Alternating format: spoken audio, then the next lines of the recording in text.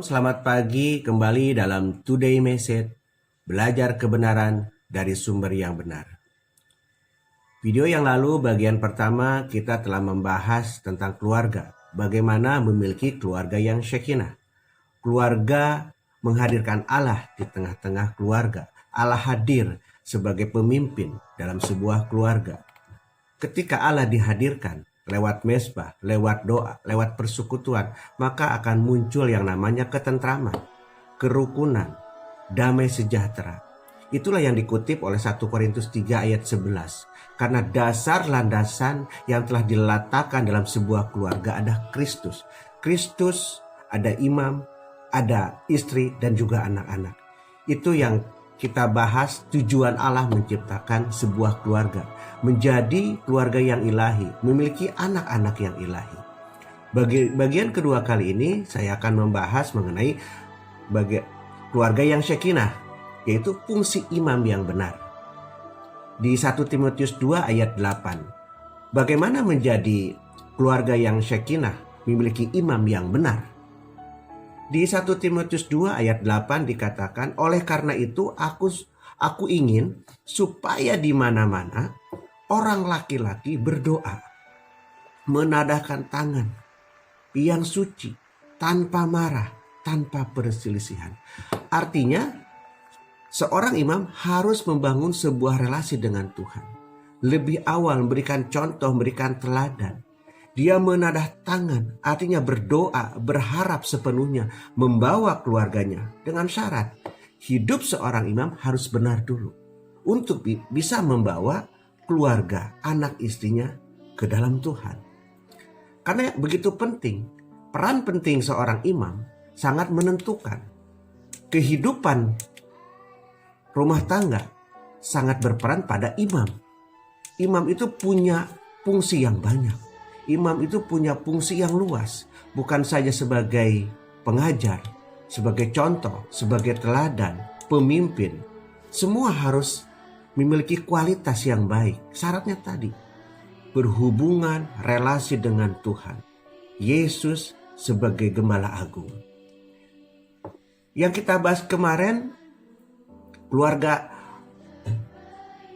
yang syekinah itu merupakan pilar keluarga. Kemarin kita bahas ada 3, tanggung jawab orang tua adalah mandat dari Allah. Sebuah keluarga harus melahirkan anak-anak yang ilahi.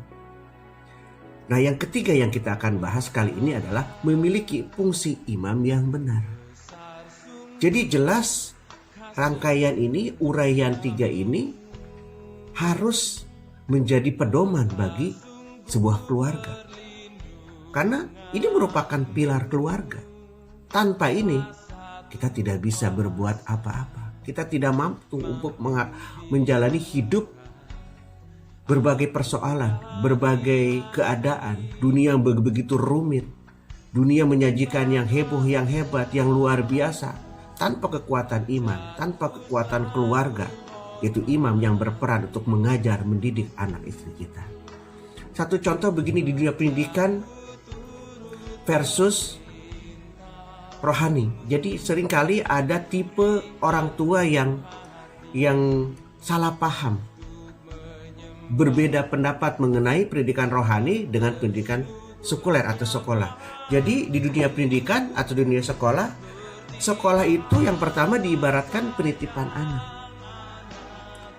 Dikatakan yang penting anak itu sekolah. Saya soalnya sibuk, banyak kerjaan, gak bisa membantu anak untuk belajar.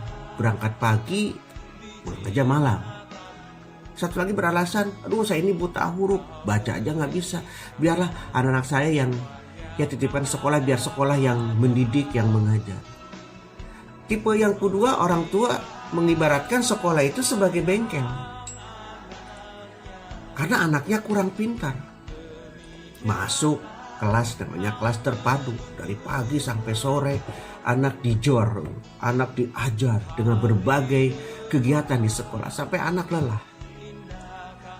Kalau nggak bisa, les privat supaya menghasilkan nilai yang bagus. Begitu luar biasanya orang tua memberikan sesuatu kepada anak, tapi tanpa menyadari itu perbuatan-perbuatan salah. Yang ketiga, sekolah diibaratkan bisnis. Anak saya kan pintar, saya akan masukkan sekolah yang favorit karena saya punya uang. Sekolah yang mahal, sekolah yang terkenal. Kalau perlu saya sekolahkan di luar negeri. Seringkali pendidikan sekuler dengan pendidikan rohani tidak jauh beda dianggap oleh orang tua. Begitu juga di gereja, udahlah di sekolah minggu udah cukup. Dan juga nanti ada kegiatan di gereja, remaja gereja juga ada kegiatan, ada ibadah remaja. Cukup juga di ibadah juga dia akan mendapatkan firman. Dan ini pemahaman-pemahaman ini orang tua yang salah sebenarnya. Justru pendidikan yang utama adalah di rumah. Pendidikan yang pokok adalah di rumah. Di luar ada sebagai tambahan. Karena gini, lebih baik satu teladan daripada 1000 kata-kata. Lebih baik satu teladan dari 1000 nasihat. Artinya lebih baik memberikan contoh, memberikan teladan kepada anak istri kita. Itulah fungsi imam yang benar. Yang harus memang melekat kepada firman. Dikatakan 1 Timotius 2 ayat 8 tadi. Dia berperan aktif. Bukan saja dia sebagai gembala dalam sebuah rumah tangga, tapi sebagai pemimpin, sebagai manajer, sebagai figur yang bisa dikagumi oleh anak istri kita. Nah, yang tadi yang satu dan yang kedua, bahkan sekarang yang ketiga, memiliki fungsi imam dalam keluarga, yaitu kemaksimalan seorang kepala rumah tangga. Seorang kepala rumah tangga maksimalnya dilihat bagaimana dia memperagakan hidupnya, memberikan contohnya, memberikan teladannya. Banyak anak-anak di luar sana gagal karena melihat figur orang tua. Jangan salahkan anak ketika anak narkoba. Jangan salahkan anak ketika anak mendapatkan persoalan di mana dia bergaul. Karena pengaruh penting adalah keluarga, lingkungan, dan di mana dia berada. Jadi ketika dia kuat di dalam firman, kuat dalam pengajaran di rumah, kuat dalam teladan orang tua, maka dia akan bisa memilah dan memilih ketika dia bergaul dimanapun dia ada. Jadi seorang pria adalah imam dan kepala. Kalau teks asli kata bahasa Yunaninya, kata imam atau kata pria itu adalah kepale. Bukan bicara masalah martabat, tapi bicara fungsi. Artinya sebagai penopang, sebagai pengelola, sebagai sumber. Jadi jelas imam itu adalah sumber. Jadi pria atau seorang imam adalah sumber. Jika sumbernya rusak, maka rusaklah seluruh penerima sumbernya. Seringkali kita melihat orang tua menasihati anak-anaknya, kamu jangan merokok, tapi dia sendiri merokok. Kamu jangan minum, dia sendiri minum-minum. Minuman keras maksudnya. Jangan berbuat A, berbuat ini, berbuat itu. Tapi orang tua tidak menjadi contoh. Nah, ini bahaya sekali saudara.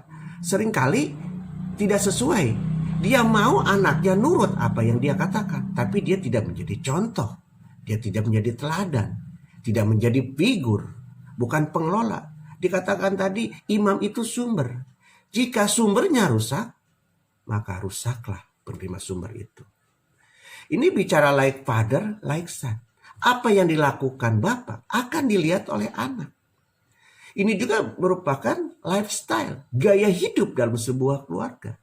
Gaya hidup dalam sebuah kerukunan, ketentraman. Ketika kehidupan rumah tangga itu tentram, damai, sukacita, maka akan transfer kepada anak-anak kita. Kalau bicara 2 Korintus 3 ayat 2 dan 3 mengatakan, kamu adalah surat pujian.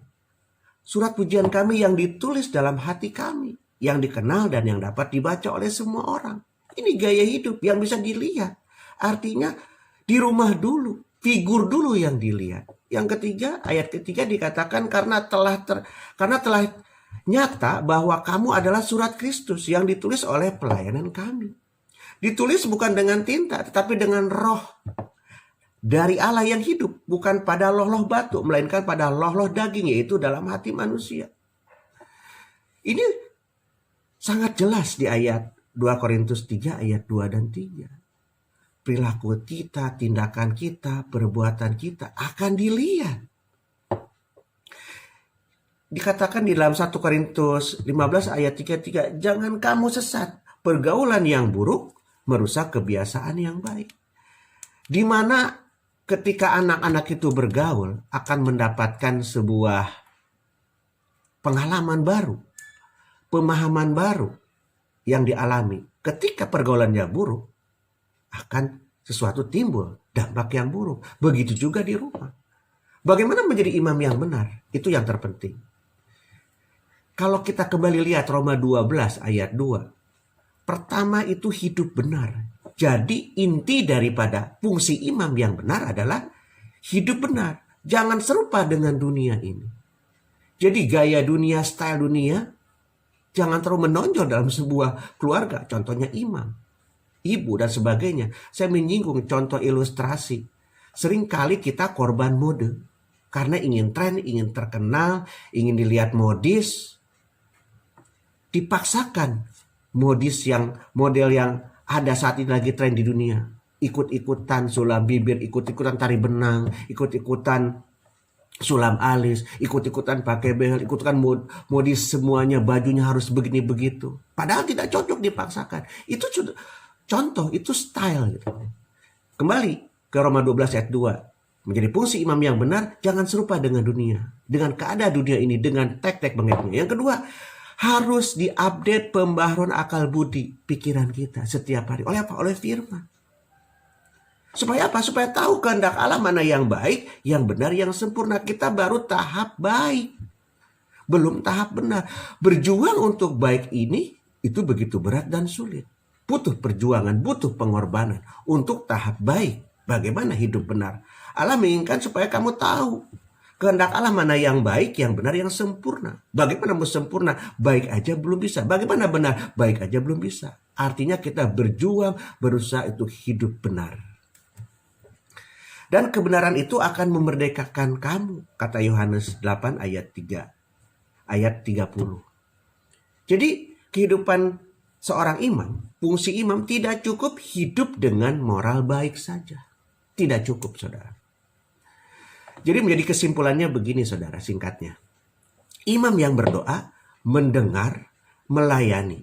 Jadi seni komunikasi bukanlah terletak pada kemampuan berbicara, melainkan kemampuan untuk mendengar. Listen. Mendengar sampai menjawab kebutuhan. Jadi seorang pria tidak berhak membawa Tuhan kepada keluarganya jika ia gagal membawa keluarganya kepada Tuhan. Saya ulangi sekali lagi, seorang pria tidak berhak membawa Tuhan kepada keluarganya jika ia gagal membawa keluarganya kepada Tuhan. Kalau dia belum benar, belum becus, belum bisa memfungsikan menjadi imam, maka akan gagal membawa keluarganya kepada Tuhan. Jadi pria menjadi imam yang benar dan bijaksana bagi keluarga. Istri adalah pewaris dari kasih karunia yang saya sampaikan di bagian pertama kemarin. Hiduplah bijaksana, menghormati istri. Supaya doamu jangan terhalang. Ada ketentuan. Doa kita bisa terhalang kalau hidup kita belum sepadan. Hidup kita tidak menghargai istri dan anak-anak. Jadi kadang-kadang seorang imam, seorang laki merasa bos dalam sebuah keluarga. Itu yang bahaya. Itu yang sangat bahaya. Maka berubahlah menjadi imam yang berfungsi sebagai teladan, sebagai contoh. Sebelum menjadi kepala, seorang pria harus belajar menjadi imam. Jadi ada tahap-tahapan. Belajar dulu. Memahami kebenaran, memahami Alkitab. Karena tidak ada yang lain yang bisa kita memfungsikan diri sebagai imam. Belajar dari Kristus, belajar dari kebenaran. Menjadi kesimpulan terakhir, saya ulas kembali 1 Timotius 2 ayat 8. Oleh karena itu, aku ingin supaya di mana-mana orang laki-laki berdoa, menadahkan tangan yang suci tanpa marah, tanpa perselisihan. Inilah rangkaian bagaimana fungsi imam yang benar. Biarlah menjadi berkat, bagi contoh, menjadi teladan bagi kita semua, khususnya kaum pria, yang menjadi dampak bagi keluarga khususnya dan lingkungan. Terima kasih. Today Message pagi ini bisa memberkati kita semua. Jumpa lagi dalam video-video berikutnya. Kiranya Tuhan memberkati. God bless you all.